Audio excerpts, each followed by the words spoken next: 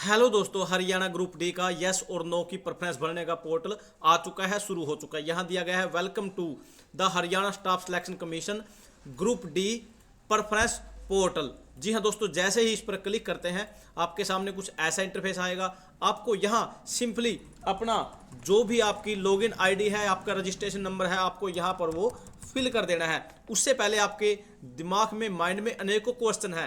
क्या yes no का portal है जो इसमें सभी को करना है यस या नो? उसके बाद इससे ग्रुप डी की कट ऑफ पर क्या फर्क पड़ेगा, आपको प्रेफरेंस कैसे भरनी है, उसके बाद HSSC ग्रुप डी बहुत बड़ा धमाका। जी हाँ दोस्तों, यस और नो का पोर्टल शुरू हो चुका है। उसके अलावा दोस्तों, अगर आप चैनल पर नए हैं तो चैनल को सब्सक्राइब कर लीजिए। रेगुलर नोटिफिकेशन के लिए व्हाट्सएप ग्रुप, टेलीग्राम ग्रुप का लिंक डिस्क्रिप्शन में है, आप उसे भी फटाफट से ज्वाइन कर लीजिए। प्रेफरेंस बनने से पहले मैं इसकी ऑफिशियल साइट पर चलता हूँ। यहाँ पर इसकी ऑफिशियल साइट आपको HSSC सर्च करने के बाद आपके सामने कुछ ऐसा इंटरफेस होगा। आपको सिंपली यहाँ पब्लिक नोटिस पर आना है। जैसे ही आप पब्लिक नोटिस पर आओगे आपके सामने एक नया नोटिस आपके सामने होगा। ये रहा, पहले इसको रीड कर लेते हैं, भर लेते हैं। ऐसे नहीं कि ये किस किस को भरना है, कितने नंबर वालों को इसका भरने का बेनिफिट रहेगा और कितने वालों को इसकी भरने की आवश्यकता नहीं है। अगर आप भरोगे तो क्या बेनिफिट रहेगा, अगर नहीं भरोगे आपका क्या नुकसान रहेगा, इसमें क्या दिया गया, थोड़ी ब्रीफ इंफॉर्मेशन ले लेते हैं। उसके बाद आपका प्रेफरेंस भरते हैं। यहाँ दिया गया पब्लिक नोटिस, यहाँ पर this is for information the candidate that preference for advertisement 1/2023 group D commission cadre board corporation are invite from all CET 2023 group D qualified candidate through portal by visiting the website link 1 PM today. आज 1 बजे के बाद ये portal शुरू हो चुका है। 4/3/2024 है आज, और 6/3/2024 5 बजे तक ये लिंक एक्टिव रहेगा, ऑन रहेगा। यहाँ पर डायरेक्ट ये बोल ही दिया है। इसका सीधा सा मतलब ये है, जो CET का यस और नो करने का जो प्रेफरेंस भरने का पोर्टल है वो आज 1 बजे से शुरू हो चुका है, और 4/3/2024 से 6/3/2024 तक ये ऑन रहेगा। उसके बाद ऑटोमेटिक बंद हो जाएगा। This is further informed that unqualified general category candidate with CET mark between 38 से 47 के बीच में जो कैंडिडेट हैं जिन्होंने अपनी कैटेगरी नाम या किसी प्रकार के पोर्टल पर जो जैसे करेक्शन मॉड्यूल में अपनी प्रेफरेंस में या कुछ भी कैटेगरी में चेंज या बदलाव किए हैं, ये वो भी कर सकते हैं। जिनके नियर अबाउट हैं, जैसे 37.5 पर क्वालिफाई नेचर माना जाता है, लेकिन वो किसी ना किसी जर्नल की वजह से वो क्वालिफाई नहीं दिखाया गया था। अभी इस पर चेक करी जाएगी, उसके बाद ही दोबारा इस पर प्रोसेस लिया जाएगा।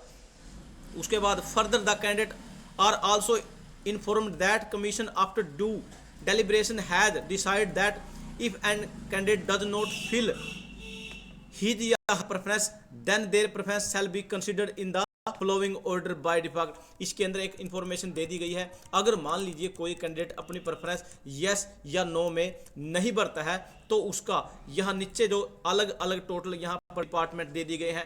एक यहाँ कॉमन कैडर का, हरियाणा एग्रो का, हरियाणा बैकवर्ड क्लासेज का, हरियाणा बोर्ड का, स्कूल का, डेयरी का, लेबर का, शहरी विकास, HPSC Kurukshetra development board, police housing corporation, registrar cooperative society, SC finance, state seed clarification agency, Haryana institute public. अगर कोई कैंडिडेट इसमें यस और नो का प्रेफरेंस नहीं भरता है तो उसका ऑटोमेटिक यस मानने के बाद, इन ग्रुप डी में यस मानने के बाद इसमें ऑटोमेटिक ही प्रेफरेंस उसकी भरी जाएगी डिपार्टमेंटों की। उसके बाद only those candidate who choose option no, सिर्फ उन्हीं कैंडिडेटों के ऑप्शन नो करना है। देयर कॉन्सेंट, अपना कॉन्सेंट देना है ग्रुप डी के लिए। Post by duly visiting the preference portal shall not be considered for further process for group D. अगर मान लीजिए कोई इसको अपने यस और नो में नो बोल देता है या लिख या नो कर देता है अपने पोर्टल पर, तो उसका ग्रुप डी वाला प्रोसेस यहीं से बंद हो जाएगा। वो ग्रुप डी से बाहर निकले, समझे अपने आप को। मैं आपको देसी भाषा में बोल देता हूँ। This is also for the information of candidate that their claim regarding change in their date of birth, gender, category etc if any taking through the correction portal. उसके बाद नेक्स्ट कॉलम में क्या दिया गया है, this is also for the information of candidate that their claim regarding change. इसमें आपको information दी जाती है, कैंडिडेट को दी जाती है देयर क्लेम रिगार्डिंग, जिस कैंडिडेटों ने क्लेम किया है अपना डेट ऑफ बर्थ चेंज का, जेंडर का, कैटेगरी का।